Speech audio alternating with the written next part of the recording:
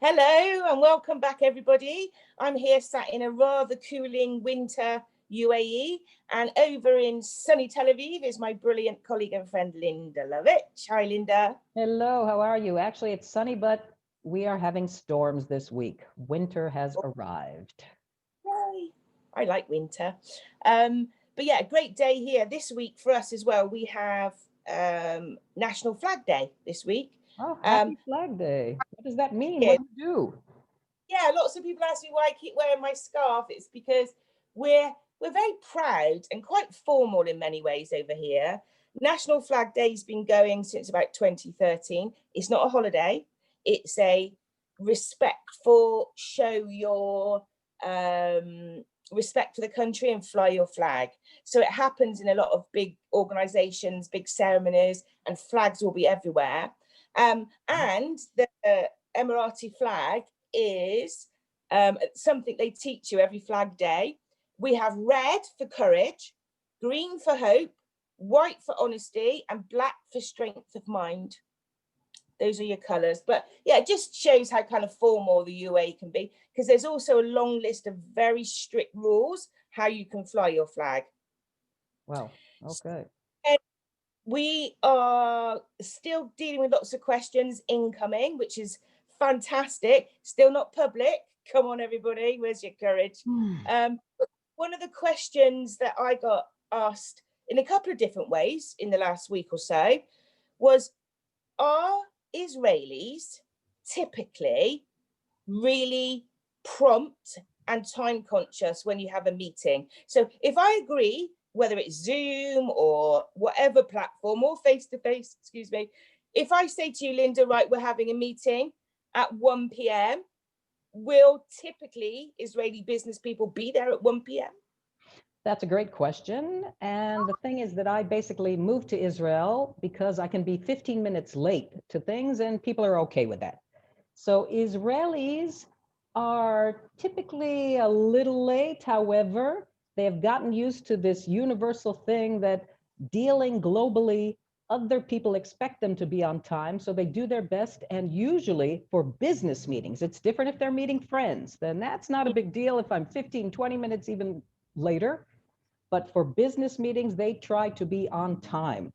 I have one Israeli that I'm working with who's in a startup, and I'm working with him online doing media training. I know that if we have set for 11 a.m., 11 a.m., he is on the call. So I have to get used to being more and more business conscious and being on time. So for friends and informally, not so much, not a big deal. But if you are late also, Israelis take it very easily. It's not, other people might get upset in other places around the world. Israelis don't get upset. Okay, 15 minutes, what's the big deal? As long as they don't have something else pressing coming afterwards. So Okay. It's interesting because you're right. You said something really, really good in all of that. You said people have to get used to who they're doing business with and know how it's going to work. You know that one client of yours is going to be on time. And mhm.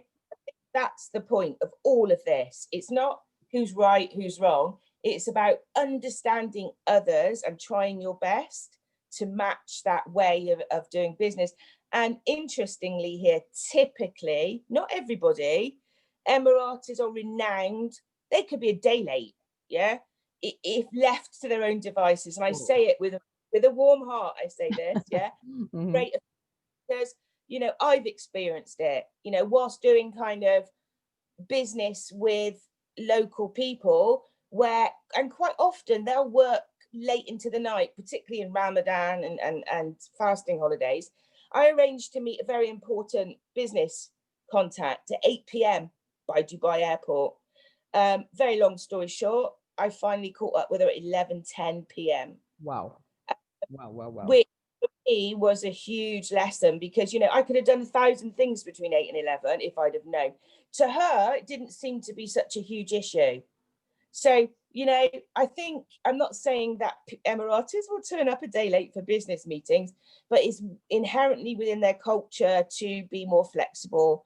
A lot of typical business meetings and sales calls in this country, quite often you'll go to the meeting, people won't even be there.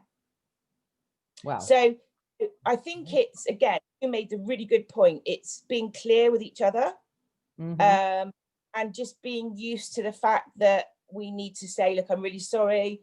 I can't wait till 11. I was expecting you at 8. So yeah, a little bit of tolerance and patience, but it's going to be fun.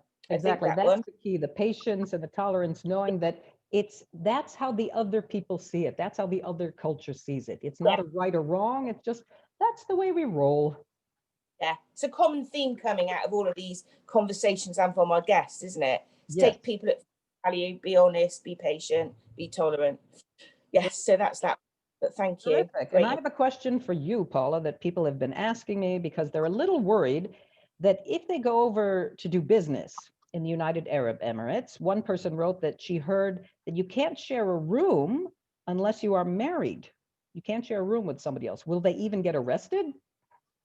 Okay, big question, real question. These are the types of questions I love in our conversations. These are the types of questions that professional cultural diversity conversations, they don't come up. But yeah, the Sharia law here, the law is you may not be alone, and that could be in a car even sometimes, with a person that you're not married to. That's So the if it's a bottom line. business colleague, I can't be alone with a business colleague. If I'm a woman and he's a man, is that what you're saying? Again, research, we say to people, research, research, research. But the law is a woman or a man and a woman should not be together alone unless they are married. Now, of course, we are culturally diverse, open, multicultural. Yes, I get in cars with Emirati men professionally, and I'm safe. So my point is, the law says, so if you come with a boyfriend or a girlfriend and share a room together, it happens. Tourists do it all the time. Hotels kind of let it happen. But if you did something wrong, like say you had a big party, made a big noise, and the police came, you'd be in a lot of trouble. Wow. So it's a very, very relevant point to the UAE and Sharia law, which we're going to talk about later. I know that the law states. Now, typically, if you are respectful and calm and polite, as Jonathan said, one of our guests, nothing ever happens. If you start to make mistakes and become slightly aggressive or make a scene, you're in a whole heap of trouble. That's why you need to know your laws here. So no, don't be scared. Yes, you can come. And me and you, Linda, we could happily share a room.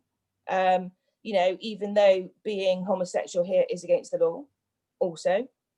And I That's won't something. share a room with you, okay, Paula? Yeah, I will not share. But actually, I want to relate to something that you said, because you said if you just polite and calm, and Israelis do not always react directly with calm when they are accused of something, because correct. but it's not right. But it's not right. I want to see the manager. I want, so that's something that might work against them, and that's good for them to know, and good for them to just take a breath and just realize, okay, apparently it's wrong. I didn't know, and not react with any kind of. Yeah, Jonathan's words, one of our guests who's been here a lot. Yeah, he said politeness will get you through anything. Calm, polite, sorry. If the minute you come to conflict in this country, you probably won't win. It's very difficult. And I've been in many situations in 13 years where I should be calming down and I'm not. And then you remember, just don't do it. So if everybody stays calm, polite, respectful, non-confrontational, it's like a fantastic place to be. If you find yourself in a bit of trouble for whatever reason, I'm sorry, I didn't realize. And one quick one, just to enforce that, Ramadan, we'll talk about again, I'm sure. No smoking, no eating, no music, no external kind of jollities allowed for the month during daylight hours. A couple of years ago, a Russian man was smoking a cigarette outside of a shopping mall car park. A local wound down his window and said, "Excuse me, it's Ramadan, you can't smoke." He said, "Bleep, bleep, bleep," that's swearing. "I'm not a Muslim, I'm Russian, I can smoke where I like." that man's still doing a 4-year stretch in prison, I think. In prison. Okay, Israelis, calm down. It's okay to say you're sorry.